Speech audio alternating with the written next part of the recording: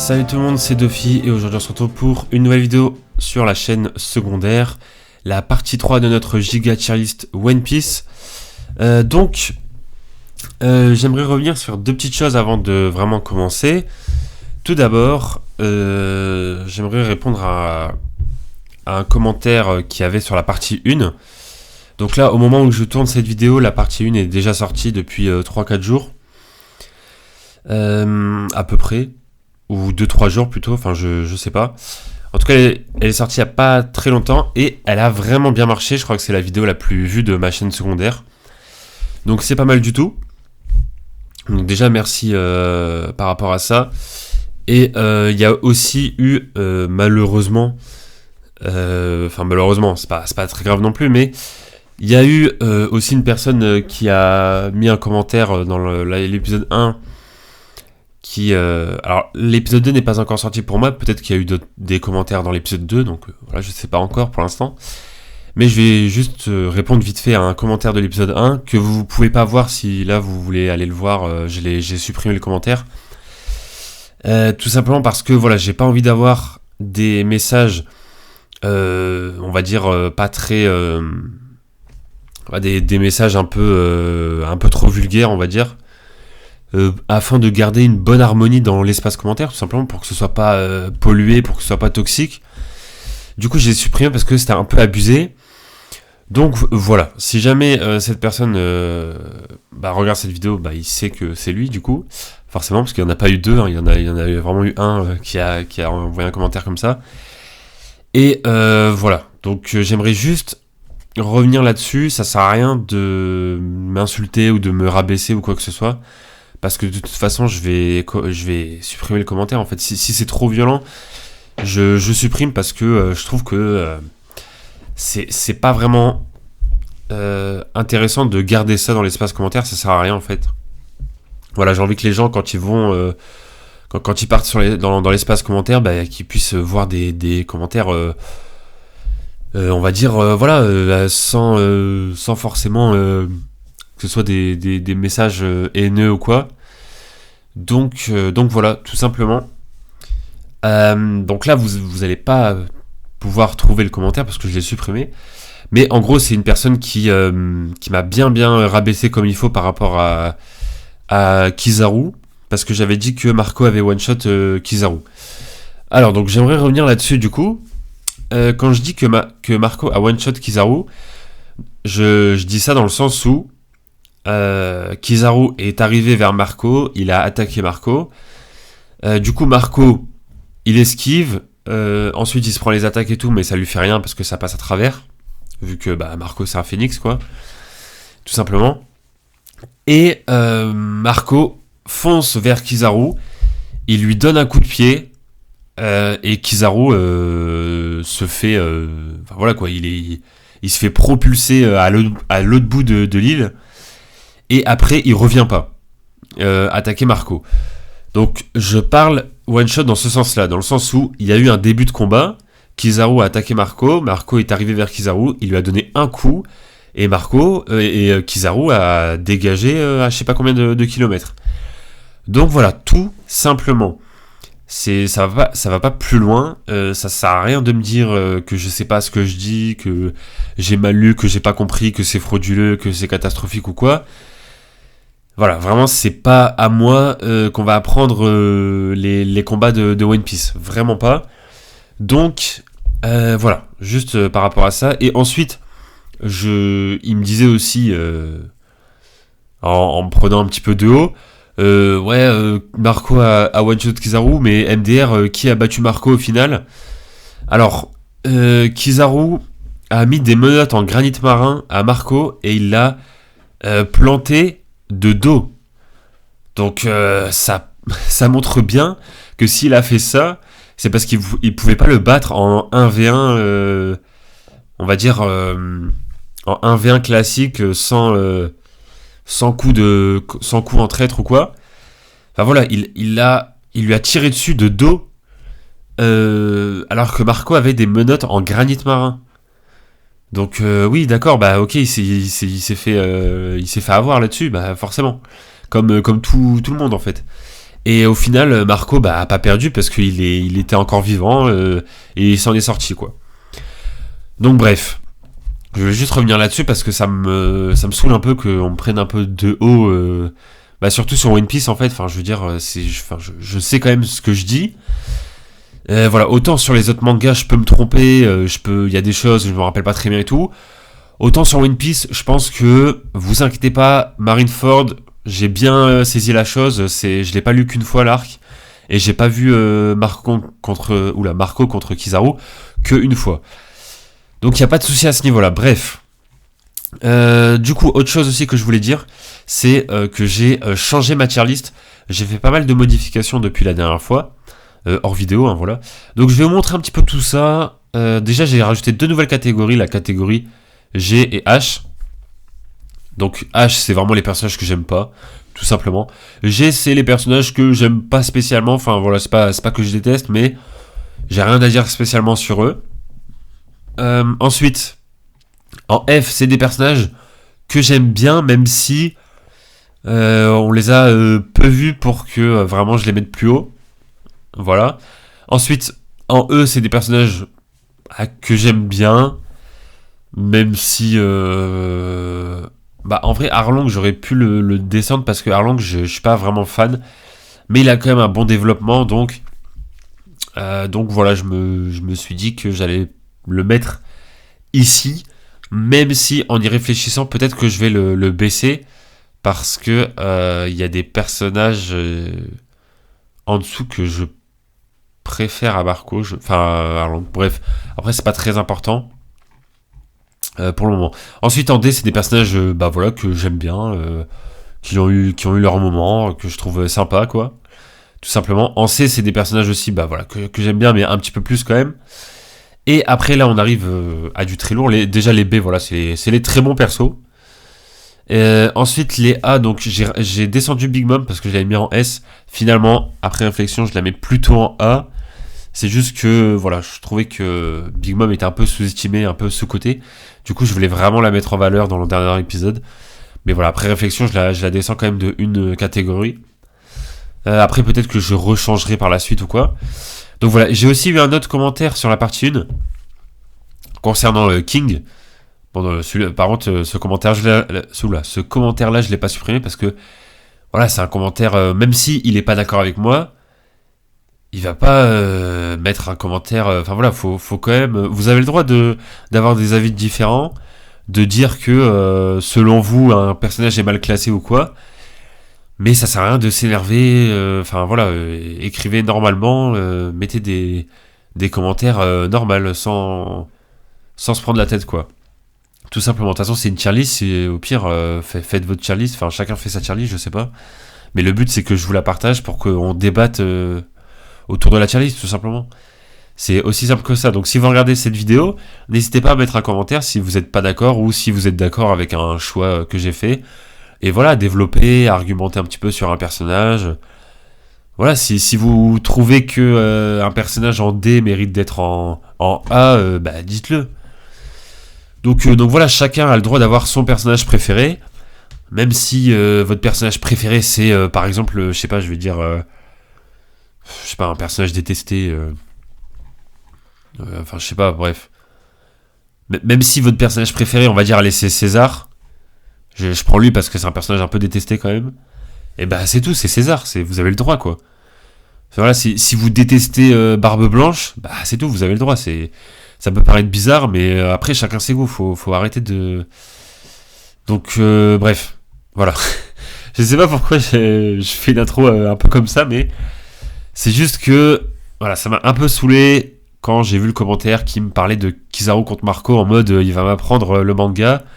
En mode j'ai pas lu le combat, quoi. Mais vous comprenez très bien quand je dis one shot, c'est un peu comme Roger qui one shot entre guillemets Oden en mode il lui met un coup et après Oden encore il se relève et il vient au combat alors que Kizaru non. Donc bon, c'est différent, quoi. Bref.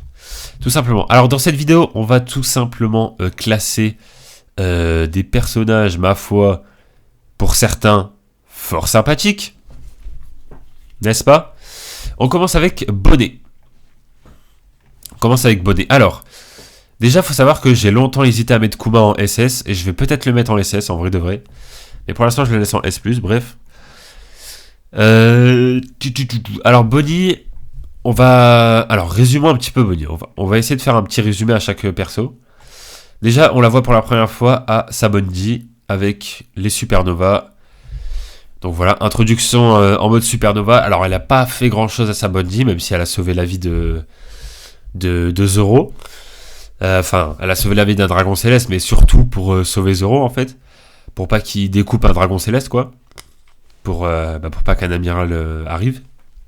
Bon, finalement, on sait ce qui s'est passé par la suite, mais bref. Donc voilà, petite action sympa de la part de Bonnie. On apprend du coup son pouvoir.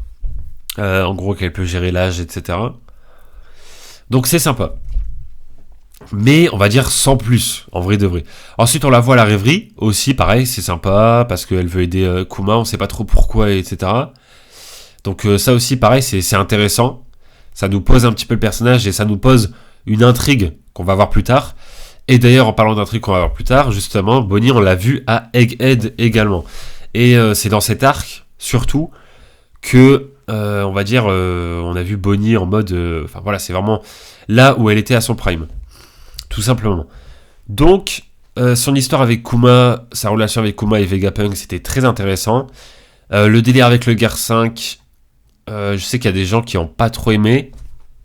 Alors moi aussi, en vrai, pour être honnête avec vous, quand je vois que la dernière page du chapitre, c'est Bonnie en Gear 5, j'étais vraiment deg, premier degré, parce que en fait, je voulais que, quand le Gear 5 est apparu à Onigashima, je voulais que ce soit une transformation rare, en fait. Mais bon, malheureusement, c'est pas le cas. Mais bon, après, c'est pas très grave, je fais confiance à l'auteur comme d'habitude, parce qu'il m'a jamais ou très peu déçu. Donc, je m'en fais pas, quoi. Et du coup, quand j'ai vu Bonnie en Gear 5, j'étais en mode, c'est relou, je suis pas trop pour, mais on verra bien. Et au final, voilà, ça m'a rassuré, parce qu'en fait, au chapitre d'après, en fait, on voit Bonnie qui se détransforme en disant un truc en mode ah ouais, moi je peux pas rester en Gear 5, je suis trop fatigué, machin. Donc voilà, mais en fait c'était plus pour l'image de la liberté par rapport à son père qui était esclave, etc. Voilà, on a compris le message, donc c'était sympa. Mais sinon, Bonnie, en vrai, elle est vraiment, c'est vraiment un bon perso. Donc voilà, on a son flashback, on a son histoire, etc. Donc, on va dire que objectivement, même si le mot est pas trop l'utiliser pour une tier list, on va dire que objectivement, entre guillemets, c'est un bon perso, bien écrit, voilà, qu'on voit pas mal, etc., qui a eu son moment. Maintenant, moi personnellement, c'est un personnage que j'aime bien, mais je vais la mettre en D. Je vais la mettre en D parce que c'est un personnage que j'aime bien. Franchement, voilà, y a rien à dire, c'est un bon perso. Mais c'est pas non plus un perso de fou, selon moi. Mais en tout cas, je suis content qu'elle ait eu son gros moment à Egghead. Comme ça, au moins, bah voilà, elle a eu son moment, ça fait plaisir. Donc voilà, en vrai, c'est plutôt sympathique. Voilà. Je suis en train de voir des... Ouais, non, c'est bon. À chaque fois, j'ai envie de changer des trucs. À chaque fois que je regarde, mais non. Koribo, on va pas le classer parce que un peu OSEF. C'est pas intéressant. Crocodile, on va le classer. Alors, Crocodile, du coup, première fois c'est qu'on le voit, c'est à Alabasta, évidemment. Même si on le voit vite fait une ombre de Crocodile à... je sais plus comment ça s'appelle. À Whiskey Peak. Bref, là où il y a Vivi, etc., machin. Mais on le voit surtout à Alabasta, il a son gros moment là-bas, forcément c'est son arc, c'est lui l'antagoniste de l'arc en fait. Donc voilà, très intéressant dans le sens où on voit un pays qui est à la limite de se faire... Enfin en fait on voit Crocodile qui est en train de prendre le pouvoir de Alabasta, et bon Luffy arrive et l'en empêche, mais c'est très intéressant parce qu'on voit vraiment un Crocodile un peu patron avec son équipage, etc., qui dirige un peu Alabasta. Et surtout que, au début, les habitants avaient l'air vraiment de l'apprécier. Donc voilà, c'est un peu ce rapport-là qu'il y a eu avec... Enfin, c'est un peu comme dans la vraie vie, en fait, il y a des dictateurs qui sont pas très nettes, mais pourtant qui se font, on va dire, adorer par leur peuple, parce que, voilà, en fait, il montre pas vraiment son vrai visage. Et le peuple est un petit peu, comment dire, ils savent pas la vérité, en réalité. Donc voilà, et ce côté-là avec Crocodile et Alabasta, c'est très intéressant, même si il y a eu une version un peu Alabasta, mais améliorée pour moi, c'est Dressrosa avec Doflamingo. Mais ça, on y reviendra quand on parlera de Doflamingo dans un prochain épisode. Mais en tout cas, ça reste vraiment bien, parce que Alabasta, en plus, ça arrive assez tôt dans le manga, et franchement, pour un arc qui arrive assez tôt, c'était un très très très bon arc. C'était vraiment un très bon arc. Bah, c'était le meilleur à ce moment-là, pour moi en tout cas. Encore une fois, c'est mon avis, c'est ma tier list.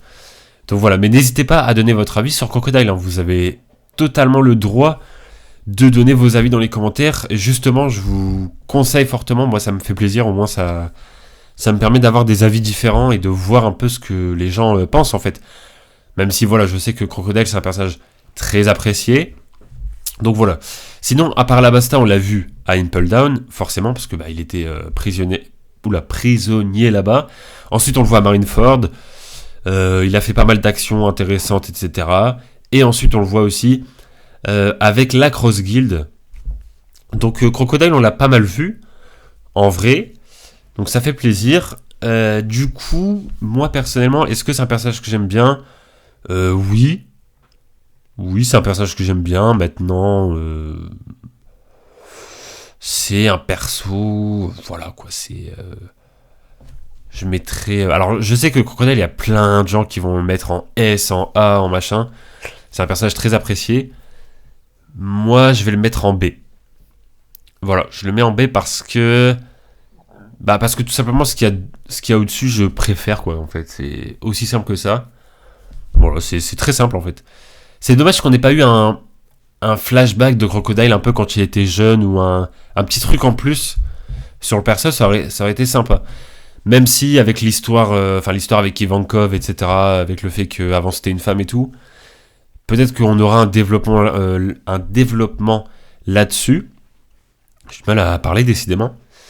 Mais en tout cas, à voir. Mais de toute façon, ce qui est sûr, c'est qu'on reverra le personnage, évidemment, parce qu'il est maintenant dans l'équipage de Baggy, donc forcément on va le revoir, quoi. Vu que Baggy, on va le revoir. Bref.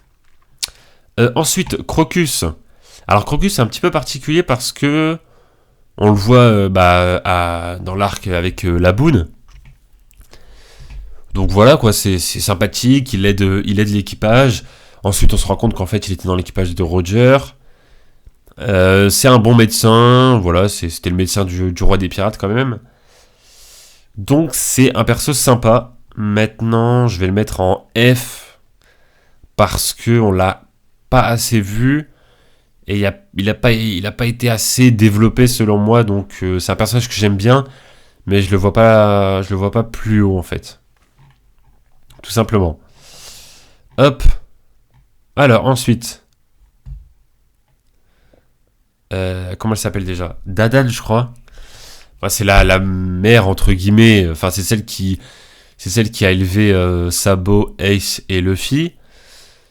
Donc voilà, c'est un personnage vraiment sympa. Moi, je l'ai bien aimé dans le flashback de Luffy, quoi. Enfin, quand ils étaient au Mont Corvo, j'ai bien aimé le perso. Maintenant, je le mets en F parce que voilà, c'est pas un perso non plus très développé. Très développé. J'arrive pas à parler, décidément, c'est ouf. Mais bref, voilà, tout simplement, c'est un bon personnage sympa, quoi. C'est une bonne mère, on va dire, même si c'était pas leur vraie mère, mais... Alors, Franky, j'ai un petit problème avec ce perso. En fait, le truc, c'est que, pour moi, j'ai l'impression qu'il apporte pas énormément de choses pour l'équipage de Luffy. Alors je m'explique.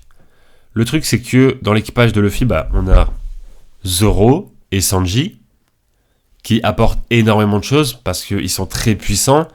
Donc sans eux, très très très très compliqué que ce soit en fait dans tous les arcs, quoi, tout simplement. Donc voilà, et en plus de ça, Sanji, il a eu un gros développement, mais pour ça, on y reviendra quand on parlera du perso. Ensuite, Nami, elle a énormément servi dans l'œuvre. Clairement, Nami, elle a eu énormément de moments. En plus, voilà, un gros développement, etc. Bon après, je vais pas non plus tous les faire, mais voilà, Robin, c'est la seule qui déchiffre les poneglyphes, enfin, elle est juste indispensable. Après, voilà, Chopper, c'est un peu lui le médecin, voilà, c'est lui qui carry un petit peu à ce niveau-là. Donc voilà, Brook, il a eu son gros moment à Whole Cake. Mais j'avoue que, est-ce que j'en oublie? Bah oui, bah Jinbei, il a énormément servi. Même avant qu'il soit dans l'équipage, en fait. J'ai l'impression d'en oublier, là. Je suis fou. Ah, Usopp, c'est vrai. Ah bah, ça veut tout dire. Non, mais Usopp, on y reviendra quand on parlera du perso. Mais Franky, alors, il a eu son flashback à Water 7. Très bon flashback, il n'y a rien à dire. Franchement, très bonne histoire et tout. Ok, on est bien d'accord là-dessus. Franchement, Water 7, Enies Lobby, là, jusque-là, très bon. Après, Thriller Bark, c'était sympa, mais voilà, je n'ai pas trouvé ultra pertinent, même si c'était sympa quand même. Et le truc, c'est que bah après, c'est Sabondi en fait. Et à Sabondi, bah ils se séparent tous. Et il aura fallu attendre, parce que l'île des hommes poissons, il n'y a rien de fou avec Franky. Punk Hazard, il n'y a rien de fou, à part le moment où il garde un peu le Sunny là contre Baby Five et Buffalo, mais franchement, Osef de ce combat, c'était juste parodique. Et ensuite, Dressrosa, et c'est à ce moment-là, à Dressrosa, que pour moi, Franky, il a vraiment eu des très bons moments. Parce que voilà, Franky, il a fait pas mal de choses à Dressrosa. Déjà, son combat contre Senior Pink, il était vraiment bien. Et même à part son combat, en fait, il a eu plein de moments où il a vraiment servi. Donc ça fait plaisir. C'était un Mugiwara qui était mis en avant à Dressrosa. Voilà, même si vers la fin, il était un peu au second plan parce que voilà, c'était les combats contre les gros persos et tout. Mais sinon, après Dressrosa, honnêtement, Whole Cake, il était pas là. Azu, il a rien fait parce que voilà, c'est pas passé grand chose. Ensuite, Wano, pareil, il a pas fait grand chose. Et Onigashima, bon, il a eu ce combat contre Sasaki. Ok, c'était cool. Mais voilà, à part son combat, en fait, il a juste combattu à Onigashima, mais sinon, c'est un peu particulier parce qu'il y a des arcs où il est très bon, comme Water 7, Enies Lobby et Dressrosa. Et sinon, le reste, c'était pas terrible. Donc voilà, moi personnellement, j'aime bien le personnage quand même. Donc je le mettrais en D. Voilà, tout ça pour ça. Hein. Je prends 15 ans à parler juste pour un D, mais le truc c'est que voilà quoi, c'est, je sais pas, je me verrais pas en C non plus, donc ouais, moi c'est un D quoi. C'est un D, ouais. Mais le personnage est bien, j'aime bien le perso, j'aimerais bien qu'il serve un peu plus quoi. Et aussi j'ai oublié Egghead. Pareil, Egghead, après c'est compliqué d'avoir sa place à Egghead parce qu'il y a littéralement, on revoit littéralement tous les personnages de One Piece quoi. C'est-à-dire que non seulement sur l'île de Vegapunk, mais aussi l'histoire avec la ruche, la Cross Guild, Shanks, machin, enfin tous les persos de One Piece quoi. Donc forcément Franky, voilà, c'est un peu comme tout l'équipage quasiment ces derniers chapitres, mais c'est normal. Alors lui, je l'aime pas du tout. Voilà. Lui, c'est le genre de stratège là qui veut utiliser Elisabello dans Dressrosa. Bon, c'est nul. Hein. C'est un perso vraiment nul. Franchement, j'aime pas du tout. Alors lui, c'est Dalton, je sais plus trop. Perso sympa, mais voilà quoi. Ça va dans les persos sympas en fait. Ouais. Enfin, dans les persos sans plus. Genre sans plus quoi. C'est. Voilà. Il était vraiment bien sur l'arc Drum, mais je sais pas. En fait, les persos sympas comme ça qui aident l'équipage et tout, pour un arc et tout, c'est bien. Mais bon, après, on oublie un peu le perso. Bon, après, on l'a revu à la rêverie aussi, mais voilà. Tout simplement. Lui, c'est Dan. Danuma ou Danjuma, un truc comme ça. Bon, j'aime pas du tout, hein, franchement, vraiment c'est nul, tout simplement. Il était juste là pour avoir un combat pour les 10 hommes poissons. Alors, Das Bones, bah c'est un perso sympa en vrai. Hein. Moi j'aime bien, le perso était sympa, il y a eu un bon combat contre Zoro. Voilà quoi, c'est un E on va dire. Ouais. Ouais, j'ai un peu abusé, un F. Allez, un F. Voilà. Alors, Dellinger. Ouais, c'est un H, hein, franchement. J'ai pas trop aimé le perso, j'ai trouvé un peu trop bizarre. Voilà. Après, il y a que des personnages bizarres dans One Piece, mais là, c'était un peu, voilà, c'était un peu, un peu abusé. Donc voilà. Voilà, moi je le mettrais H. Il m'a pas tant marqué que ça, en fait. Alors, le vrai Luffy. Le vrai Luffy. En vrai, H aussi, je déteste. Mais vraiment, j'aime pas du tout, en fait. Tout simplement. D'ailleurs, on l'a revu là dans l'un des derniers scans là. C'était assez drôle parce que bah, cette fois-ci, il se faisait passer pour Kid. C'est plus le film, maintenant c'est Kid.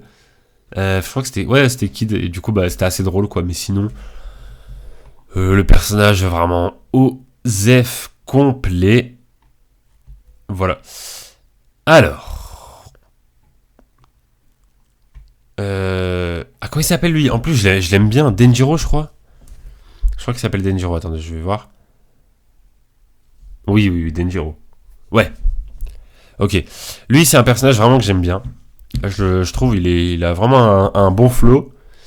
J'aime bien sa coupe au tout début, là, quand ça faisait un genre de sushi, un peu, qui allait vers l'avant.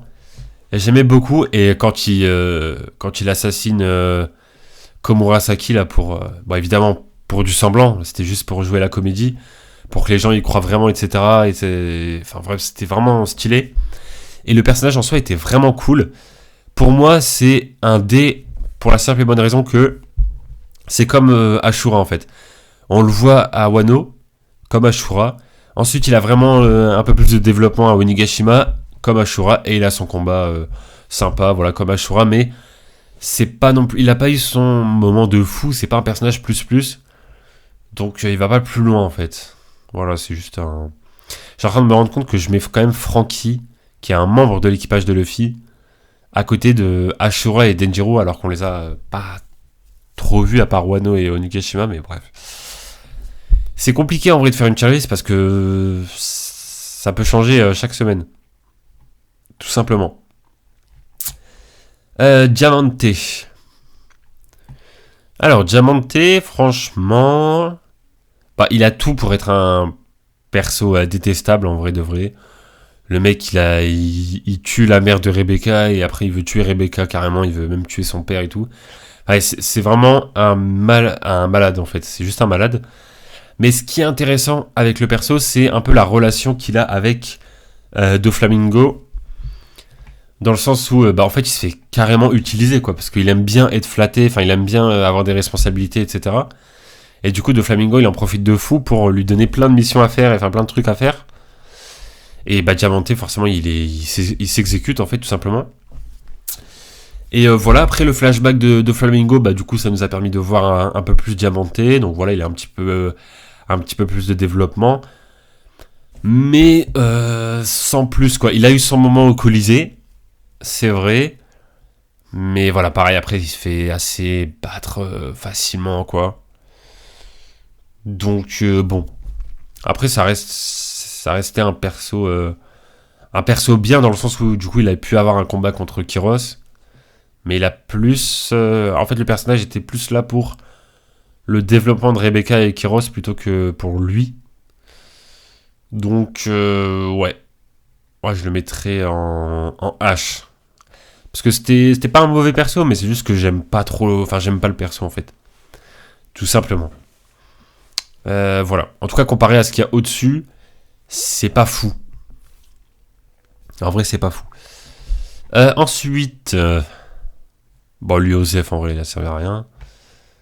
Ouais, lui c'est pareil. C'est le mec qui vendait à sa Bundy là. Ouais, lui pareil aussi.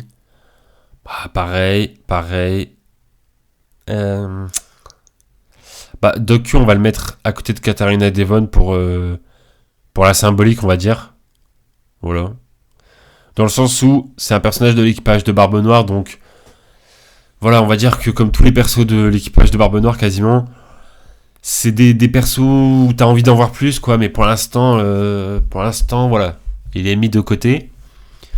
Mais voilà, après, ça, c'est un côté intéressant, le style d'un mec complètement assommé, alors que c'est un médecin. C'est quand même assez fou. Il a eu vite fait son petit moment quand il y a eu Barbe Noire contre Holo. Mais voilà, sans plus, en vrai. Avec son cheval et tout, là, on voyait les nouveaux fruits du démon. Mais sinon, voilà. C'est pas... c'est Angers. Et il va peut-être monter parce que l'équipage de Barbe Noire, franchement, ça risque d'être quelque chose. Ah bah, je disais Doflamingo dans un prochain épisode, mais en fait, il est là. J'avais même pas fait gaffe. Bah ok, pourquoi pas. Ensuite,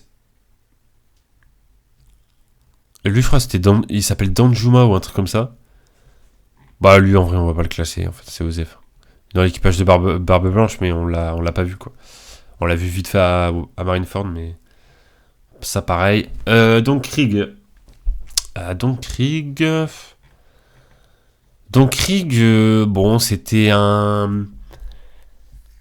Malheureusement, pour lui, c'était un antagoniste d'un arc où il y avait vraiment pas mal de choses qui étaient mieux que l'antagoniste. Je sais pas si vous voyez. Parce qu'il y a des arcs où c'est vraiment l'antagoniste qui fait tout et qui carry en fait l'arc. Mais le problème, c'est que Don Krieg, c'était l'antagoniste du Baratie. Et pour moi, les deux persos qui ont vraiment carry l'arc Baratie, c'était Sanji et Mihawk. Sanji parce que c'est un personnage qu'on découvre à ce moment-là, et on voit son flashback, etc., et on voit son développement. Et enfin, franchement, voilà, qui n'aime pas Sanji, en vrai, c'est juste un personnage de fou. Et au Baratie, il est trop bien. Enfin voilà, c'est un personnage... ça a apporté un truc nouveau, en fait, dans One Piece. Et c'était vraiment trop cool. Et c'était trop bien quand il a rejoint Luffy, tout simplement. Et après, à côté de ça, t'avais Mihawk, qui était vraiment stylé, qui a one-shot Zoro pour qu'on se rende compte vraiment que c'était un mec ultra puissant, machin. Et ça a permis aussi à Zoro d'avoir un développement en plus concernant son rêve de devenir le meilleur sabreur. Donc voilà, d'ailleurs Mihawk, on en parlera aussi, on aura l'occasion d'en parler dans cette tier list, parce qu'il y a des choses à dire sur lui. Mais sinon, donc Krieg, voilà quoi, c'est malheureusement, c'est pas un personnage de fou quoi, en vrai. Donc moi je le mettrais en... C'est pas qu'il est mauvais, c'est juste que il est un peu osef. Surtout que on le revoit plus du tout après, donc c'est compliqué vraiment de classer des personnages qu'on voit plus du tout après, c'est compliqué. Mais voilà quoi, donc Krieg il était là pour faire un antagoniste, on va dire, tout simplement. Ensuite, Doflamingo. Bah c'est le GOAT, hein, tout simplement, comme son nom l'indique. Donc ça part en SS, voilà. Et là, on va bien m'insulter dans les commentaires, bien comme il faut. Mais ouais. Tout simplement. Non, en vrai, Doflamingo, pourquoi SS ? Parce que, déjà, premièrement, c'est mon personnage préféré de One Piece. Donc, voilà, c'est comme ça, c'est les goûts et les couleurs, on va dire. Hein. Mais surtout parce que je trouve qu'il a un développement de fou malade. Il a une importance de fou malade. Évidemment, son arc, c'est Dressrosa. Voilà, c'est clairement son arc. C'est lui le personnage principal de Dressrosa, en vrai. C'est lui qui a carry l'arc complètement. Il y avait eu un jeu de stratégie entre Law et Doflamingo. Et on se rendait compte vraiment que Doflamingo, il était au-dessus. Il avait peur de rien. Il était toujours avec son sourire. Et il contrôlait toute une île, tout un pays, en fait. et toute une famille, il a une famille gigantesque, et c'est voilà, en fait, c'est comme un patron de la mafia qui gère tout un pays. En plus, il faisait plein de trafics, voilà, des trafics d'esclaves à Sabanji, des trafics de Smile avec Kaido. Il est vraiment dans les pires, dans les pires histoires du monde. C'est le fichier S à l'état pur en fait. En plus, il est ultra malveillant, il est ultra sadique, il aime trop faire souffrir les gens en fait. Et voilà, c'est vraiment un personnage profondément mauvais. Et quand on voit son flashback, son enfance, je trouve que c'est incroyable parce qu'en fait, on comprend pourquoi il est comme ça. Parce que quand on est en tant que ultra riche, parce que voilà, Doflamingo, c'était un dragon céleste, il était au-dessus de tout le monde. Il est né comme ça, il est né avec voilà, des esclaves à ses pieds, des serviteurs, etc. Et un beau jour, ses parents décident de descendre en ville avec les humains, on va dire, enfin, avec les vrais humains, quoi, pas les dragons célestes, pour vivre une vie simple. Et donc forcément, Doflamingo, quand il est petit, bah, il comprend pas trop ça. Du coup, il comprend pas pourquoi il y a plus de serviteurs, il comprend pas pourquoi les gens ils l'écoutent plus, machin. Et donc là, il va complètement vriller. Et voilà, après on sait ce qui s'est passé. Il a complètement... il a tué son père, il a tué son frère, etc. Il est passé du côté obscur, mais à l'état pur. En plus, quand il éveille son Haki des rois, quand il est tout petit, ça c'est juste incroyable. Et il était tellement dégoûté des êtres inférieurs, entre guillemets, par rapport au dragon céleste, qu'il a complètement... il a détruit le roi de Dressrosa et il a pris sa place. Et en fait, c'est pour ça que je parlais de Doflamingo quand on parlait de Crocodile. C'est parce que pour moi, Crocodile, c'est une personne qui avait envie de contrôler Alabasta, mais il s'est fait arrêter par Luffy. Alors que Doflamingo, c'est une personne qui avait envie de contrôler Dressrosa, mais qui lui a complètement réussi. Et il a complètement pris le pays pour lui. Tout le monde adore Doflamingo, alors que Doflamingo derrière, c'est le pire personnage, mais personne le sait parce que voilà, il est trop malin, il cache trop bien son jeu. Voilà, quand il fait semblant que y a des gens qui l'attaquent, qui attaquent Dressrosa et que lui il sauve Dressrosa, bah voilà, tout le monde pense que c'est un héros. Donc voilà, en fait c'est un imposteur, c'est une personne malveillante, pardon. Et surtout, c'est un personnage qui est vraiment, vraiment puissant parce qu'il a fait galérer tout l'équipage de Luffy avec l'eau, avec tout le monde. D'ailleurs, il a saccagé l'eau, c'était terrible. Il a saccagé Luffy aussi au début. Après, voilà, Luffy a eu son Gear 4 et du coup, le combat était terminé. Mais même quand il se fait battre Doflamingo, c'est ça que je trouve incroyable, c'est qu'il est sur la montagne, accroché, avec ses lunettes, et il a pas d'expression. Donc même là, en fait, on sait pas s'il est réveillé ou s'il est vraiment KO, parce que ses lunettes le cachent, encore une fois, du début jusqu'à la fin. On l'a jamais vu sur ses lunettes, et c'est ça qui est incroyable, c'est qu'en fait, pour moi, ses lunettes, c'est comme s'il portait un masque, c'est-à-dire qu'on connaît pas son vrai visage, sa vraie personnalité, et il le cache à tout le monde. Et voilà, en fait, pour moi, c'est clairement une représentation de son caractère, en fait, c'est sa paire de lunettes. C'est pour ça que je trouve le perso incroyable. C'est qu'il a il a trop une bonne écriture. Et voilà, pour moi, c'est l'antagoniste ultime, en fait. C'est vraiment j'ai jamais vu un meilleur antagoniste de ma vie pour l'instant. Donc voilà, je sais que il y a des gens qui vont penser que j'abuse. Parce que voilà, il y a des gens qui vont me sortir des Freezer ou des Pain, des Madara, etc. Mais voilà, pour moi, il y a pas mieux en fait que Doflamingo parce que c'est un personnage ultra complexe. Et pour vraiment comprendre ce que je dis, il faut juste lire en fait One Piece et comprendre à quel point ce personnage c'est juste un délire. Voilà. C'est tout simplement. Bref. J'ai passé un peu de temps sur ce perso, mais en même temps, c'est le meilleur perso de One Piece. Alors, je sais pas si objectivement, si on veut utiliser ce mot, Je sais pas si objectivement c'est le meilleur personnage de One Piece. Je pense pas parce qu'il y a quand même d'autres persos. Maintenant, moi, c'est l'histoire qui m'a le plus plu, en fait. Voilà, tout simplement. Donc c'est ça que j'aime bien en fait avec ce perso. Tout simplement. Bref. Tac tac tac. Ah bah voilà, en parlant du père de Flamingo. Bah écoutez, c'est compliqué parce que on va pas le classer. En vrai, on va pas le classer.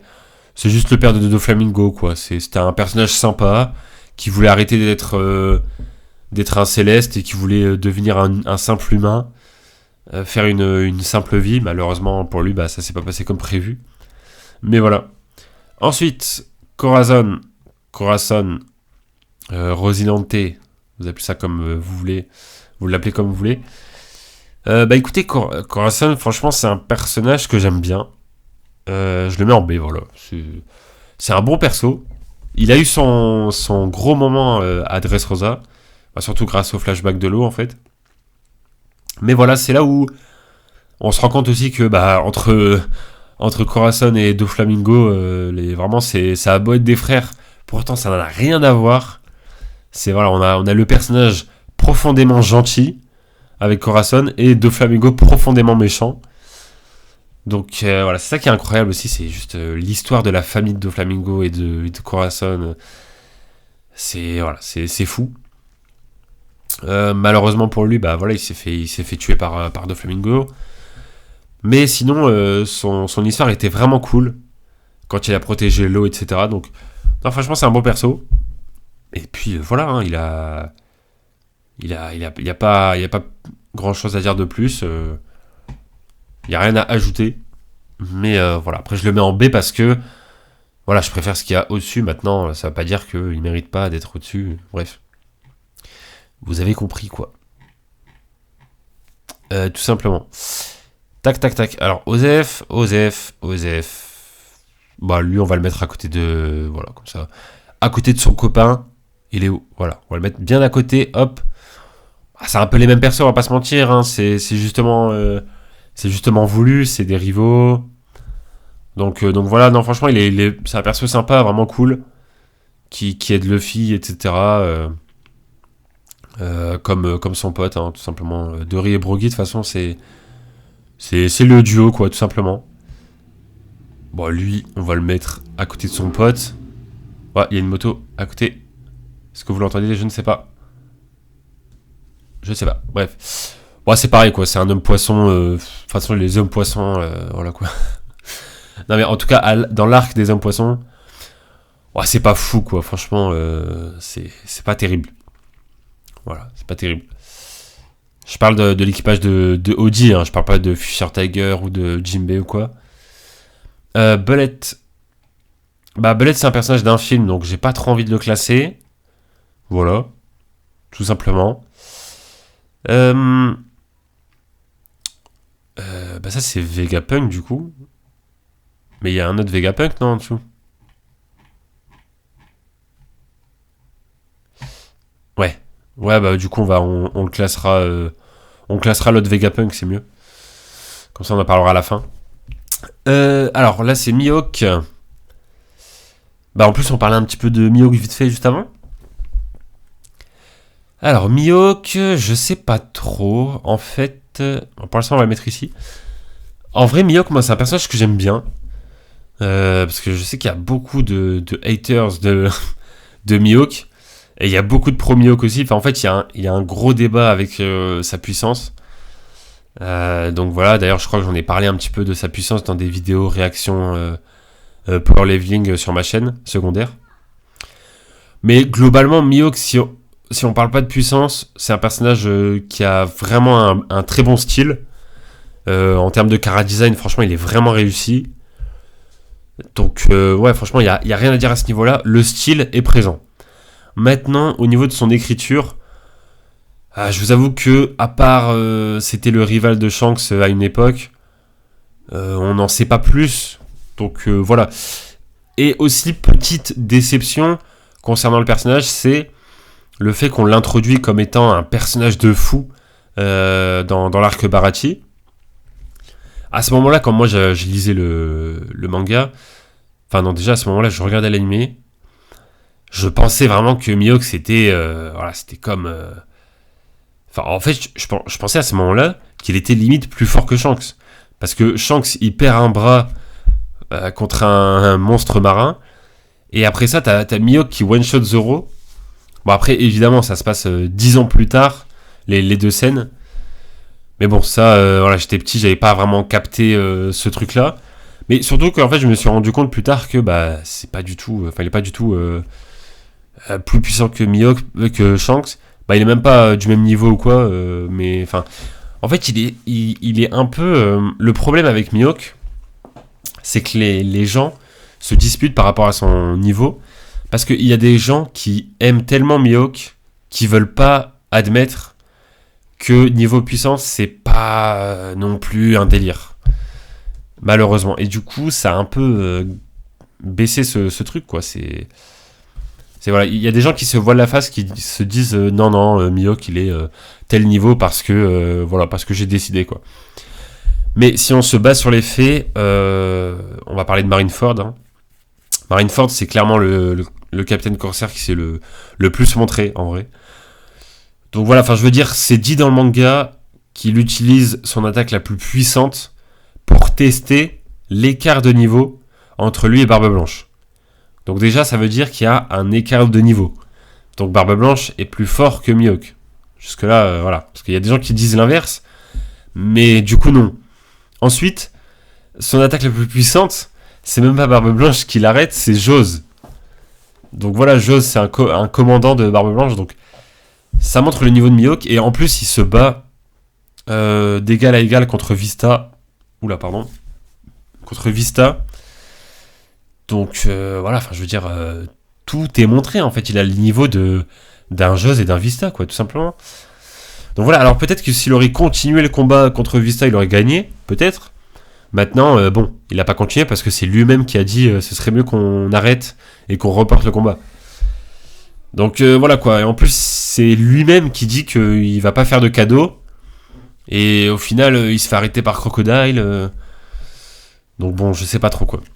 Après on voit qu'il one-shot Mr. One, donc ça prouve bien qu'il se bat sérieusement, et on voit qu'il allait couper les bras de Luffy. Heureusement que Luffy a vu ça et a esquivé, donc ça prouve bien encore une fois qu'il allait vraiment se battre pour de vrai.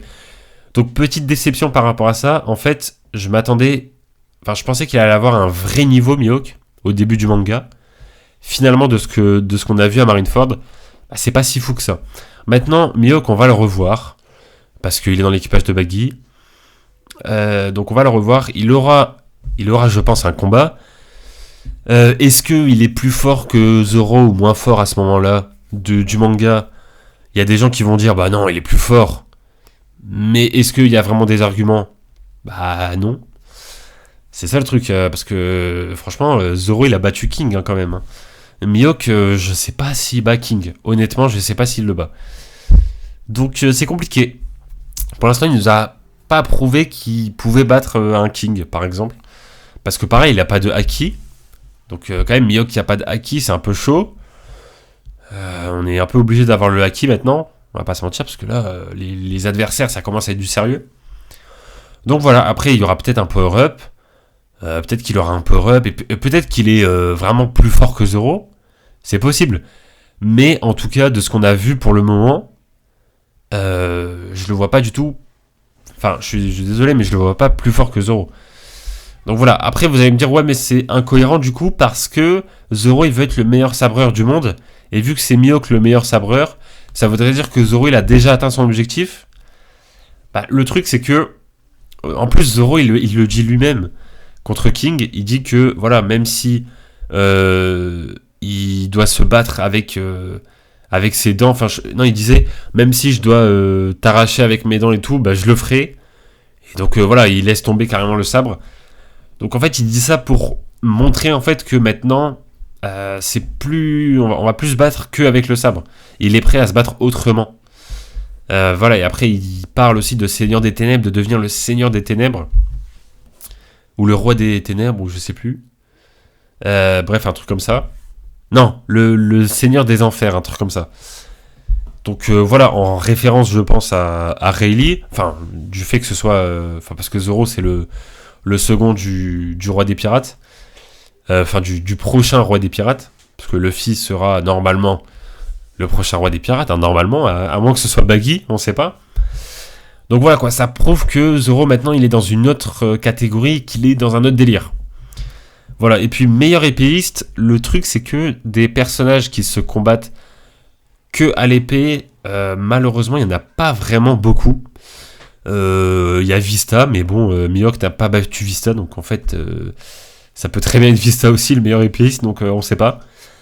Maintenant, voilà, il y a des personnages comme Roger, Barbe Blanche, Oden, qui ont une épée aussi, qui se battent avec une épée. Mais voilà, ils sont évidemment bien plus forts que Mihawk. Donc finalement, son titre, on comprend peut-être pas trop. Donc je sais pas si l'auteur s'est un peu perdu avec ce perso. Mais bon, on verra bien. En tout cas, j'espère que il va être un peu plus respecté, quoi. Parce que là, c'est un peu compliqué.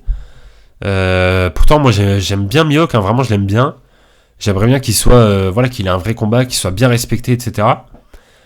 Mais pour le moment, c'est pas trop le cas. Donc niveau écriture, c'est compliqué. Il n'a pas eu de flashback, il n'a pas eu de gros moments à lui. Donc voilà, à part contre Zoro, quoi. Donc écoutez, moi je le mettrais en... Bah allez, vu que c'est quand même mon avis, je vais le mettre un peu plus haut. Allez, je le mets en C. Voilà. Ouais, je le mets devant un Franky ou un Kizaru, alors qu'ils ont beaucoup plus montré. Mais voilà, c'est parce que j'aime bien le personnage, j'aime bien son style. J'aimerais bien qu'il soit un peu plus, voilà, un peu plus mis en avant. Donc voilà quoi, j'en attends un petit peu plus de lui quoi, tout simplement. En tout cas, on verra bien. Voilou. Bah écoutez, on va s'arrêter, je pense, à Barbe Blanche. Hein, c'est parfait. Hein. Ça, bah, comme ça, on aura un gros personnage pour le prochain épisode. Lui, Osef. Clairement, elle est nulle, quoi. Enfin, ouais, non, c'est nul. C'est nul. Bah, on la voit à la Basta, évidemment, vu qu'elle est dans l'équipage de Crocodile. Mais voilà, quoi, c'est pas fou. Elle était là pour le combat, on va dire. Lui, Osef. Duval. Bon, Duval, il était sympa, voilà, il était drôle. Voilà, on l'a vu à Sabondi, surtout. Mais sinon, sans plus... Ouais, enfin, j'aime pas spécialement. Wow, il y a des cris dehors. De toute façon, je vais bientôt arrêter la vidéo. C'est pas très grave. Ça se trouve, vous entendez rien du tout, mais... bref, il y a des gens qui crient dans le jardin, tout simplement. Écoutez, je pense que... je sais pas. En fait, je m'en fous du perso, quoi, tout simplement. Ouais, je vais mettre en H, quoi. Ouais, non, en H, c'est vraiment les persos que j'aime pas. Lui, c'est pas que je l'aime pas, c'est que j'ai rien à dire. C'est un perso... Non, en vrai, bon, il était bien parce qu'il a aidé un peu l'équipage à Sabondi. Donc voilà, c'était cool. C'était cool, c'était stylé quand il volait avec son poisson volant, là. Ah non, lui, c'était son taureau. C'était les autres qui utilisaient les poissons. Bref, voilà quoi, c'est pas non plus un perso de fou. Bah écoutez, voilà, je vais faire ma petite classique, je vais un peu mettre quelques persos. Osef, là comme ça, prochain épisode, on aura que des bons persos. Voilà, je mets un peu des trucs comme ça au pif. Genre ça, bon lui on s'en fout un peu en vrai. Bon lui on va le garder pour la forme. Lui on s'en fout. Ça on s'en fout. Ouais, lui aussi. Ouais, lui pareil. Lui c'est celui qui se fait défoncer par Dellinger, je me rappelle. Dans l'équipage de Bartolomeo là. Lui... Bon allez, il était sympa quand même. Hop. Allez. Voilà, on va faire ça pour la suite. Je suis désolé pour les cris qu'il y a dans le jardin. Ça se trouve vous entendez pas, donc j'ai envie de dire tant mieux. Bref, on va s'arrêter là pour cet épisode. N'hésitez pas à commenter, à donner votre avis. Évidemment... dans le calme et la bienveillance, j'ai envie de dire. Et voilà, tout simplement, c'est ma tier list. Donc, respectez mes choix, s'il vous plaît. Je suis pas en train de faire une tier list puissance ou une tier list, apport dans le manga, objectivité, etc. Non, là, c'est juste mes goûts, mon avis. Même si j'essaye aussi de me baser sur ce que les personnages ont apporté. Mais voilà quoi, sinon si vraiment je me base sur ça, bah je mets Bonnie, Kizaru et Franky au-dessus de Mihawk et Perospero quoi. On va pas se mentir, mais bref, vous m'avez compris. Et même Ben Beckman, on l'a très très peu vu, pourtant je l'ai mis en B. Mais c'est juste que voilà, j'aime bien le perso. Donc voilà, ça dépend tout simplement. Bref, en tout cas j'espère que cette vidéo vous a plu et je vous dis à très bientôt pour de prochaines vidéos sur la chaîne. Ciao tout le monde.